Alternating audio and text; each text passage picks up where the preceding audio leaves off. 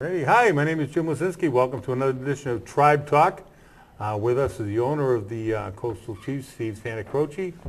Again, my name is Jim Wazinski, and we're lucky to have our guest tonight. It's Tim Kaufman from Long Pond Physical Therapy, with offices in Plymouth and now an office in Pembroke.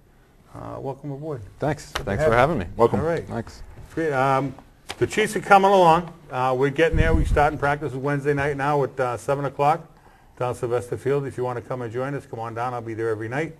I'd like to say hi to our head coach, Jimmy Sullivan, who's out there, and all of our players.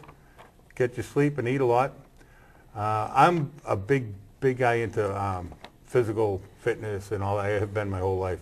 And I know, Steve, tell us a little bit about your background, which is kind of what drew me to you in the first place. I'm a personal trainer, but as far back as I can remember, I've always been interested in nutrition. And I haven't always been in the most phenomenal shape. I mean, right now is probably as bad as it's going to get, but this will tie into tonight's show. Yeah. I tore my knee probably a year ago. Actually, next Wednesday, it'll be 1 year that I tore my ACL, MCL, and LCL on a play in a walkthrough practice. It can happen anywhere. But physical fitness, nutrition, and personal training. I've always been interested in your side of stuff, which is, I think a lot of people will say, you know, you're only here to treat, when in fact a lot of the stuff that I hear from the physical therapists these days is more preventive. Right. And this is what I think a lot of, not just football players, but for now we're going to talk about football.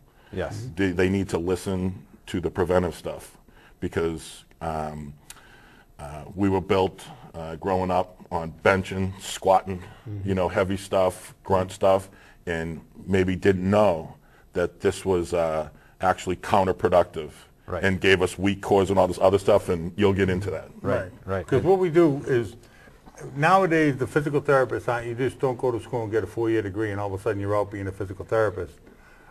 Tim's going to tell us a little bit about his background, where he went to school. I'm very impressed by physical therapists. I know a few that have gone through, just graduated. I'm absolutely amazed at the things they come up with and the way they work at things from a neuromuscular point of view as opposed to a skeletal point of view. And the big thing when Steve talks about prevention, explain a little bit. Well, first tell us about you, your background, sure, yeah, and your company. So for my background, you're right, I have to go beyond college. I have to go to grad school to be a physical therapist. I went to Boston University for that and got my doctorate of physical therapy. 3 years there, excellent training, good evidence-based teaching by top faculty. Ended up taking a good internship down in Alabama, where I actually was able to work with some professional athletes down there at a great facility where Dr. Andrews, who treats a lot of professional athletes, works. That was an excellent experience to see sort of how the pros are doing it, how they're, how they're treating their injuries, their sort of work ethic, their techniques and stuff. And it was great that BU had that connection for me. Before BU, I went to Tufts University, played football there. So I have an athlete background as well. When did you play there, and what position? I was running back from 97 to 2000. Graduated in 2000. And high school, I went to Duxbury High. Graduated in 96. There you go. What's that? I think he wants to play for us. You want to play for us? Oh, I don't know. Well, we can talk to Brian. What? See if Brian will let me get off, No, you'd be a great addition to the team in any capacity. We'd love to have you, even if you were. Well, thanks for the offer. Thank you. Just keep it in mind, because it's a lot of fun. We play the safe, and nobody knows it better than you. Right.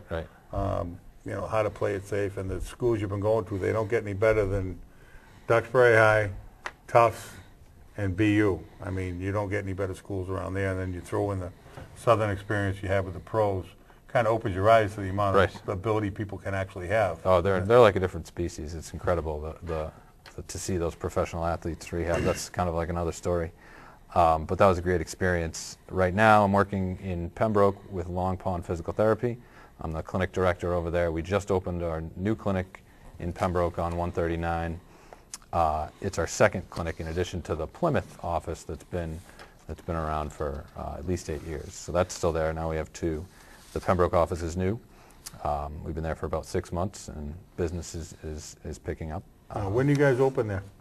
What are your hours? We are open 5 days a week, kind of varying hours. Monday, Wednesday, Thursday, we're open 9 to around 7:30, and then Tuesdays and Fridays mornings, and then end kind of in the middle afternoon. All right. Can anybody come by and just stop by and say hello and take a look at your facility? Yeah, if they absolutely. Come want? on in, check it out, ask questions. I'm always there, it seems like. Might be busy, but we always have time for walk-ins, and we can answer your questions. And if anything needs to be, discussed further, we can set up an appointment. So. All right. The number is 781-924-5289. That is, again, is Long Pond Physical Therapy with a new office opening up in Pembroke. Let's get to the meat and bones of the matter. As far, what do you think is the biggest misconception that young kids have when it comes to training and trying to get ready for a sport? Well, I mean, if they did it like I did it, it was a lot of focus on heavy weights and hitting the gym, but not really focusing on some of the injury prevention, which is kind of, when you get into college, it's kind of why you end up going to the gym. You need to stay strong and to prevent injury so you can, stay out there. And one of the biggest things with some of the improper training that we see is muscle imbalances. So everybody likes to bench and work on your bench press, but if you don't balance that out by working on smaller muscles that stabilize the shoulder, working on the back of your shoulder and your shoulder blade muscles, you get an imbalance and your shoulder biomechanics are just off, and they're going to set you up for injury. So things like that, these training errors. Now, where would you find the right training technique? I know if you go to someone like Steve, he'd set you up. But someone that doesn't have a personal trainer, what would you recommend for someone that doesn't, say they don't have the money or the time to go to a personal trainer and they just pay $25 a month to go to a gym, and they're young kids and they're just trying to These young kids play sports? utilize YouTube. I YouTube? mean, I would utilize YouTube. I mean, I have a whole workout that revolves around football and involves no weights. Okay, I believe, and I don't know if you were going to get into this, Tim, but I believe that the number one, and I'm a lineman, or was, is the whatever, is a weak core. I mean, you're in either a 4, 3, whatever point stance, and your body starts to fail after a while. And it's not your chest and it's not your arms that are failing. It's right around your midsection, and it's hitting the ground, and you're failing.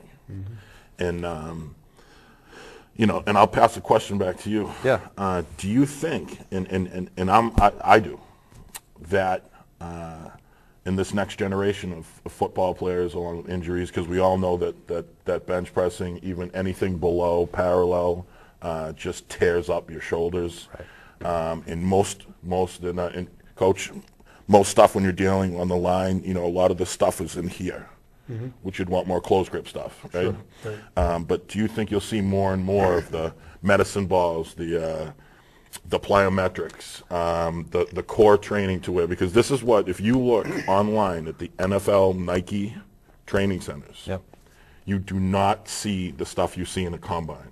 I think that's how the 225, I can do it 50 times. That's great. Right. After they do that, don't do it anymore.